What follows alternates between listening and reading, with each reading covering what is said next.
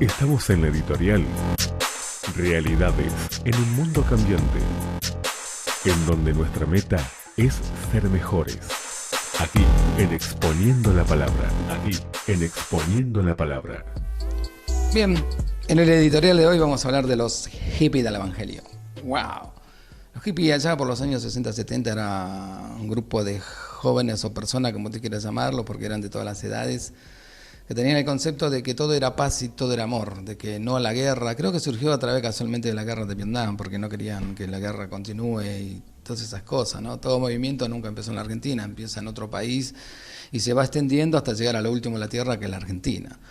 Tenían un concepto muy pacifista los muchachitos. Yo recuerdo porque yo tenía amigos que eran hippies en aquel entonces. Y yo vivía en el barrio Santos Vegas, Provincias Unidas al 2000, sería Provincias Unidas, Formosa y bueno, San al allá, porque después estaba el orfanatorio. Así que ahí vivía yo en el barrio Santos Vegas, en aquel entonces. Y ahí teníamos los amigos y los hippies, y nosotros nos juntábamos con todos ellos, charlábamos todo aquí para allá. Creo que lo malo fue cuando los hippies empezaron a querer fumarse, y ahí, bueno, comenzó todo el drama, pero bueno, después no causaban daño a nadie. Y los hippies del Evangelio también, dice, ¿cuántos años o cuánto daño le hacen al cuerpo de Cristo estos soñadores que solo ven una parte de lo que el Señor Jesús nos mandó? Solo hacen énfasis en el amor. Era eso los hippies, paz y amor, loco, paz y amor, loco. Para todo era paz y amor. Pero se olvidan que el amor se goza en la verdad. Eso es algo que la gente dice, ay sí, pero Dios no lo va a condenar a ese pecador porque Dios es amor. No, la paga del pecado es muerte y Dios se goza en la verdad. Y la verdad es que si vive en pecado te vas al infierno. No ponga el amor de Dios para tapar un montón de cosas que no tienen justificativo. Se olvidan que el mismo Señor reprendió al pastor de una iglesia por tolerar lo que no debía tolerar. Mejor dicho, reprendió al que estaba ahí al frente de la iglesia, porque en aquel entonces no existían, la Biblia no habla en el libro Apocalipsis de pastores. Apocalipsis 2:20 dice, pero tengo una poca cosa contra ti, que toleras, que esa mujer Jezabel, que se dice profetiza, como hoy hay muchas que dicen que son profetizas también, wow, qué bárbara, ay, sí, yo profetizo, ¿por qué no lees la Biblia, te encerrás con Dios? ¿Sí? Desde Génesis y Apocalipsis, léetelo 3-4 veces y después, bueno, que esté en comunión con Dios, vení y hablamos. Que esa profetiza, que esa que se dice profetiza, enseñe. Qué horror cuando te quieren enseñar los que no saben. Y es lo que está pasando. Porque Dios me dijo, me mostró, yo vi, viste, y vi un gato azul y, bueno. Que enseñe y seduzca a mis siervos a fornicar y a comer cosas sacrificadas a los ídolos. O sea que no solo que era falsa, no solo que enseñaba cosas falsas como lo hacen mucho en la realidad de hoy, sino que tenía el espíritu de seducción por ser mujer. Y los llamados siervos de Dios, en aquel entonces como hoy, por lo que veo, son del sí fácil. Porque dice, y seduzcan a mi siervo a fornicar. O sea, automáticamente ella los convencía, los seducía para acostarse con ella. Como si fuera poco. No solo fornicaban, sino que comer cosas sacrificadas a los ídolos. Qué terrible, ¿no? Y estos eran supuestos siervos de Dios, son más o menos como los que hay ahora, ¿no? Se olvidan que el mismo Señor Jesucristo elogió a quienes denuncian a los falsos maestros. Apocalipsis 2:20 dice, yo conozco tus obras y tu arduo trabajo y paciencia. Y que no puedes soportar a los malos. Wow, ese es uno de los míos. Y has probado a los que se dicen ser apóstoles y no lo son. Hoy no hay nadie que sea apóstol, son todo mentira. Y los has hallado mentirosos. Todos mienten, todos mienten, todos mienten. Se olviden que en determinadas circunstancias la intolerancia es una virtud y la tolerancia es un pecado. Porque vos no podés tolerar las cosas que están mal. Mire, yo por mucho tiempo fui un predicador muy compasivo porque pensé que iban a cambiar. Hasta que Dios me dijo, confróntalos. No van a cambiar. Confróntalos, aunque no te van a querer, te van a insultar, confróntalos. Porque no se puede empañar las cosas que no quieren cambiar y que no les interesa cambiar y que no les importa. Dentro del sistema eclesiástico. 2 Corintios 11:4 dice lo siguiente, porque si viene alguno predicando a otro Jesús que el que os hemos predicado, ¿O recibís otro espíritu que el que habéis recibido? ¿U otro evangelio el que habéis aceptado? Y lo toleráis, dice. Se olvidan que el mismo Espíritu de Dios nos manda a contender ardientemente por la fe que una vez ha sido dado a los santos. Antes uno podía contender, por ejemplo, hasta el día de hoy se puede hacer con los testigos de Jehová, los mormones, los Hare Krishna, los católicos y todo falso que se presente, porque el que tiene conocimiento sabe de qué va a hablarle, sabe dónde va a apuntar y sabe dónde están errados. Pero yo jamás pensé que tendríamos que contender por la verdad, una vez dada a los santos, a los llamados evangélicos, que han tergiversado la verdad de Dios también. Dice, a los tales les digo que la palabra contender es la traducción de una palabra griega que significa luchar en combate. Y yo les pregunto a ustedes, ¿conocen algún caso de algún soldado mostrando amabilidad en medio de una batalla? Ay, no me pegues, enemigo. Somos enemigos, pero no nos peguemos. Esta es una batalla espiritual y es una batalla por la vida eterna. No es una batalla por cosas temporales y transitorias porque no te la vas a llevar nunca, pero es una batalla por la eternidad. Si hay algo que me molesta es que engañen a la gente y se la lleven para el infierno. Amados hermanos, tengamos mucho cuidado con estos individuos que solo hablan de amor. Vivimos en un tiempo en donde en el nombre del amor se pisotean las doctrinas fundamentales de la fe cristiana, y el ecumenismo es un claro ejemplo de lo que digo. Para el ecumenismo todo es paz y amor. Únanse todas las religiones, Roma los va a gobernar, los está gobernando, nunca van a hacer nada sin que Roma les dé el permiso. ¿Están escuchando, llamado pastor ecumenista? Bien, estos abanderados, entre comillas, del amor y la misericordia, tratarían al mismo apóstol Pablo de falto de amor, porque a esa gente no les entra en su esquema mental que el que se declare maldito a alguien que pervierte la verdad. Pablo lo dijo, si viene otro ángel del cielo que te predique otro evangelio que no es el que yo te predique, sea maldito, sea maldito. Si viene otro ministerio que te predique lo que la Biblia no dice, sea maldito. Si viene otro pastor, otro supuesto delincuente, sea maldito. Dice la Biblia.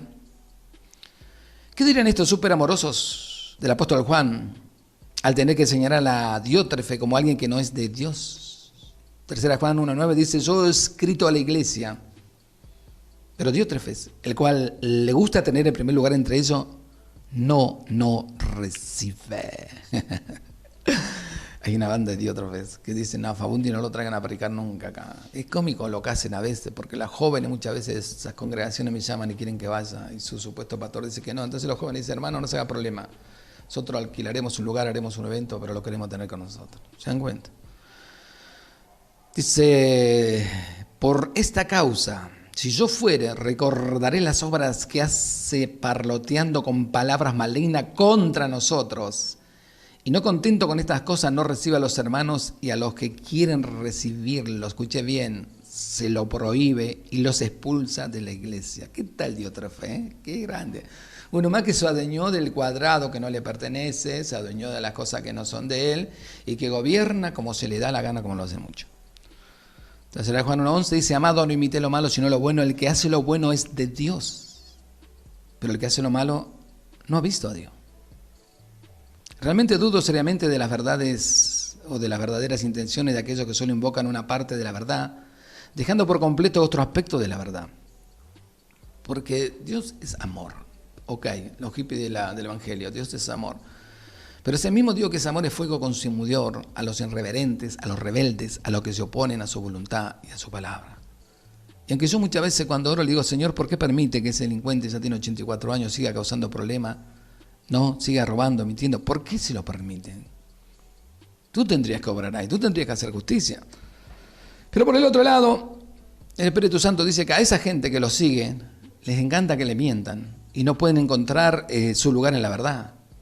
Y eso es lógico.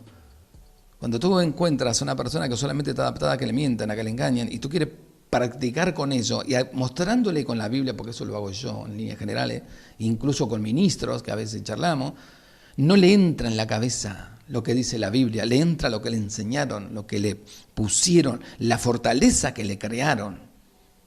Y a mí me da mucha pena y mucha tristeza, pero a la vez le doy gracias a Dios por haberme permitido tener una mentalidad amplia, ¿no? Y por siempre ser un investigador de las cosas, si es verdad o si son mentiras, tratar de juntarme con gente que sabe más que yo, y por sobre todas las cosas tener buenas relaciones con las personas que pueden ser de bendición, porque uno tiene que ser. Yo siempre estoy aprendiendo, yo quiero seguir aprendiendo, Mi vida no se terminó en que uno vaya a un seminario, no, esas cosas no, la vida sigue. La palabra de Dios es extraordinaria. Hoy lo lees y te da una referencia de algo específico, mañana te da de otra, pasado de otra. Pero por eso tenemos que tener gente, amigos que sepan de la palabra, que no se tuerzan, que no mientan, que no engañen, para que ellos nos guíen a toda verdad y a toda justicia conforme al Espíritu Santo. Y los hippies del Evangelio andan por todos lados, predicándote que Dios es amor, que Dios es misericordia, que no creas lo que te dicen del infierno, por ejemplo, que no creas lo que te dicen de que bueno, de que vas a pagar las consecuencias de tu pecado, que no creas que lo que sembraste vas a cosechar. No, Dios es amor, Dios no te va a permitir que a vos te ocurra cosas malas. Vení igual, vení, no importa que estés ahí engañando, mintiendo, adulterando, vení igual, congregate, Dios es amor. Y así se crean las falsas congregaciones, los falsos cristianos. Y de pronto cuando aparece alguien predicándole la verdad, dice, ay, ese qué mala onda, ¿cómo va a predicar esas cosas? Qué malo, qué terrible que es eso. Es un anticristo porque no está predicando el amor de Dios. El amor de Dios no es una religión, no es una doctrina. El amor de Dios es real, pero es para aquellos que se arrepienten de corazón y lo buscan. Y no solo que lo buscan, sino que buscan ser representante del reino de los cielos, porque cuando me miran a mí o cuando te miran a vos, no están mirando a mí, no, cuando me miran no miran a José algunos, están mirando y dicen, wow, el evangélico. Cambiamos de perspectiva para muchas personas. Y si yo cometo un error garrafal, no van a decir fue José Fabundi, va a decir fue, ahí tenés, ¿ves? El evangélico es el pastor, eso, ¿viste lo que hizo? Porque así nos juzgan cuando saben que somos cristianos. Por eso que tienes que entender que el amor de Dios es grande, poderoso, maravilloso, pero que yo soy responsable de mi vida delante de todos. Y que blasfemen el nombre de Dios, porque yo predico una parte del evangelio que es el amor, y me olvido de todas las doctrinas fundamentales, y lo peor que puede haber en esta tierra. Así que salgamos de ser los hippies del evangelio y de creer que Dios, porque es amor, va a tolerar todas las cosas que nosotros hagamos, que digamos, que hacemos.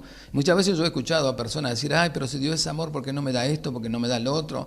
Yo estoy orando a ese Dios de amor y sin embargo no me da nada. Ese Dios de amor te demanda una cosa. Él dijo, aquel que quiere venir en pos de mí, ¿qué dijo? Tome su cruz, niéguese a sí mismo y sígame. El gran problema de la gente, ¿sabe cuál es? Tomar la cruz y negarse a sí mismo. Porque te predicaron el evangelio hippie, de que venía acá que Dios te va a dar todo. Qué horrible que no. Yo cuando veo los anuncios que hacen de supuestas campañas, mire, cada vez me avergüenzo más de eso. Porque venía acá que Dios te va a bendecir, venía acá que Dios va a hacer milagros, va a hacer maravillas, va a hacer prodigio, va a hacer señal, y acá está. Y cuando escucho a esos supuestos predicadores, prometen y prometen y prometen, hasta lo que Dios nos dice, prometen. Es una vergüenza, es una aberración de estos últimos tiempos. Es una de las señales de la apostasía enorme que hay en este mundo y en el mundo evangélico más que nada. Así que tengamos mucho cuidado porque Dios no quiere que seamos cristianos happy, quiere que seamos cristianos dirigidos por el Espíritu Santo, con una vida honesta y honrada delante de las personas y una vida que podamos nosotros ser de bendición a los que nos rodean, que es lo más importante. Eso es lo más bueno que podemos tener como cristianos, saber que vemos a nuestro prójimo y podemos sentir sus necesidades. Y damos gracias a Dios muchas veces por haber pasado por esos lugares de necesidades, porque hoy podemos entenderlos, porque yo veo gente que nunca pasó por ninguna necesidad y jamás va a entender a su prójimo en esa causa. Nunca. Si Dios siendo hombre, si Dios siendo Dios se hizo hombre para venir a vivir en la carne, para saber lo que son las necesidades, para saber lo que es el sufrimiento, para saber lo que es la miseria, la pobreza, ¿cuánto más nosotros? Por eso hay mucha gente que nació en una cuna de oro, nunca, increíble, nunca creo que pueda ser salvo, porque nunca va a entender la necesidad de su prójimo. Así que cuidémonos de los hippies del evangelio y seamos hombres y mujeres de Dios honestos, honrados y santos para su gloria.